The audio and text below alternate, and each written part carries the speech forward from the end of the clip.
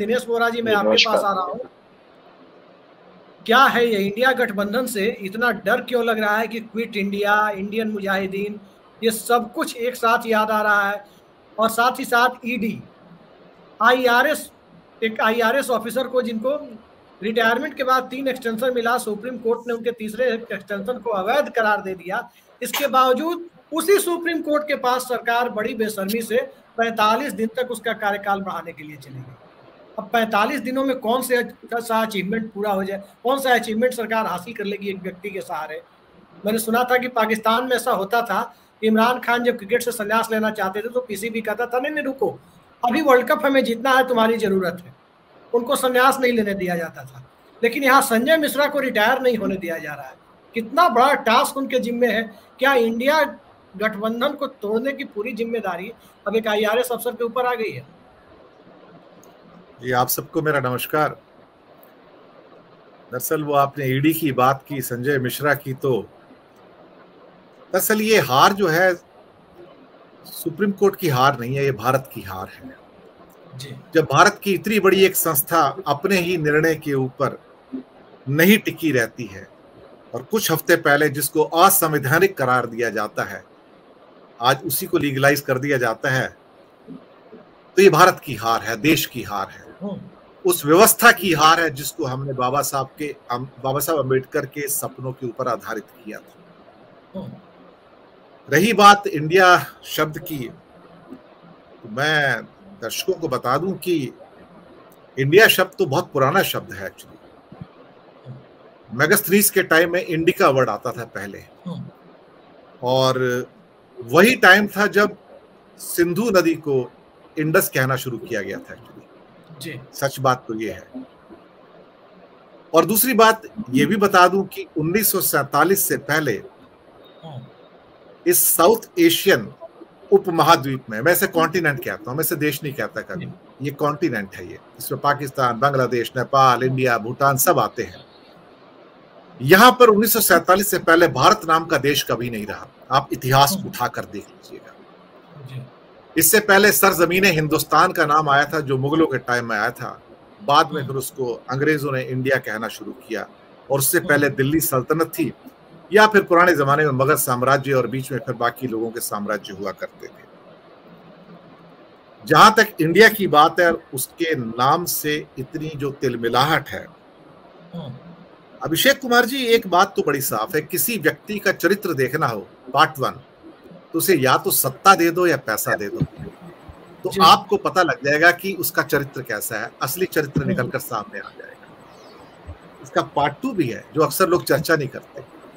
जब व्यक्ति के पास सत्ता और पैसा आ जाए और फिर अहंकार आ जाए, तो पार्ट 2 कहता है कि अब उससे सत्ता है पैसा छीन लो और तब उसका चरित्र देखो कि वो कैसे बिहेव करता है, क्योंकि वहां पर उसकी मनोस्थिति, मानसिक स्थिति बाहर आ जाती है कि जैसे किसी बच्चे से आप खिलौना छीन लोगे ना, तो बच्चा कैसे रोता है।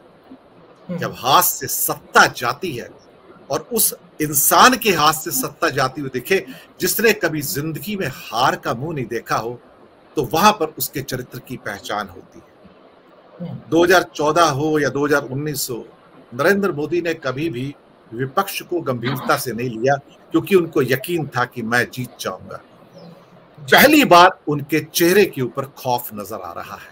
पहली बार जब ये खौफ नजर आता है तो इंसान का चेहरा भी बदल जाता है, हाव भाव बदल जाते हैं, विचार बदल जाते हैं, बोलने का लहजा बदल जाता है, क्योंकि तब उसके शब्द उसके काबू में नहीं रहते हैं। जब शब्द काबू में नहीं रहते हैं, क्योंकि मन काबू में नहीं है, तो फिर आप कुछ भी कहेंगे। मैं तो संस्कारी परिवार से हूं, तो मैं अपशब्दों का उपयोग नहीं कर सकता हूं, लेकिन जिस किस्म के अपशब्दों का उपयोग किया गया, जैसे पहले विपक्ष को शत्रु पक्ष में बदला गया, फिर उसको आतंकवादी में बदला गया, तो मुझे लगता है कि ये उस मनोस्थिति का एक किस्म से प्रमाण है।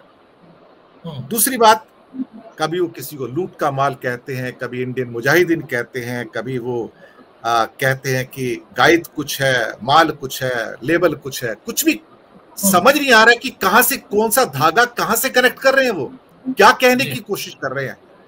मकसद ये नहीं कि मैंने क्या किया, मकसद ये कि दूसरे को कंडेम कैसे किया जाए, ये हो रहा है।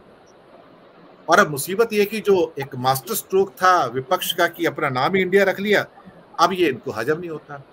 अब कुछ पार्लियामेंटेरियन है बीजेपी के तो खड़े होकर यहां तक कह रहे हैं कि इंडिया नाम ही संविधान से हटा दिया जाए। India that is Bharat is something, गुलामी का प्रतीक है, दास्ता का प्रतीक है। और फिर कह रहे हैं कि इस देश का नाम सदियों से भारत था। मुझे लगता है इन्हें जाकर पहले किताब पढ़ लेनी चाहिए कि भारत नाम का क्या कोई देश 1947 से पहले था क्या इतिहास में? कभी नहीं था। लेकिन इस जैसे लोग हैं जो आके चीजों को सेंसेशनलाइज करते हैं। एक्चुअली सवाल ये पैदा होता है कि मोदी जी की हालत क्या है इस टाइम? जैसे बच्चे के हाथ से खिलौना छीन लो, बस वही है। सत्ता जाती दिखाई दे तो इंसान परेशान हो उठता है। जैसे मैंने एक शब्द कहा, इन्होंने हार कभी देखी नहीं है। जिस इंसान ने हार नहीं देखी होती उसके हजारों एग्जाम्पल इस दुनिया में आपको मिलेंगे कि जब वो हार का मुख देखते हैं तो क्या एक्शन लेते हैं। मैं कुछ कहूंगा नहीं अभी। जब इंसान हार के करीब आता है तो उसका एक्शन क्या होता है और मनोस्थिति क्या होती है, बस कुछ वैसा ही नजर आ रहा है। मैं सोचता हूं कि अभी थोड़ा सा इंतजार करेंगे। अभी जो स्तर ये अपना बता रहे हैं दुनिया के सामने, एक्चुअली यही इनका स्तर है। बाकी जो स्तर आप देखते हैं उनको बोलने का, वो स्तर टेलीप्रॉम्प्टर का स्तर है। इनका स्तर यही है। तो इस स्तर को देखिए, अभी इस स्तर से और नीचे आता हुए देखेंगे। आने वाले कुछ महीनों में आपको भारत का या भारतीय राजनीति का विभत्स काल देखने को मिलेगा, जिसकी आपने जीवन में कल्पना नहीं की होगी। वो देखेंगे और वो सुनेंगे, और उसके बाद इनके दरबारियों को वही शब्द रिपीट करते चलेंगे, क्योंकि दरबारी भी ये ऊपर से बोलते हैं का से कबूतर, खा से खरगोश, गा से गधा, तो ये वही बोलेंगे। उन्होंने भी अपनी सोच विचार को त्याग दिया है। उन्हें समझ नहीं आता कि वो तो कई लोग तो बुद्धिमान थे, लेकिन वो भी यही भाषा बोलते हैं। अभी देखिए आगे आगे क्या होता है। मुझे लगता है कि सबसे बुरा काल अगले 8-10 महीने का है। मुझे तो कई बार डर लगता है कि इस देश में क्या होने जा रहा है। अभिषेक कुमार जी।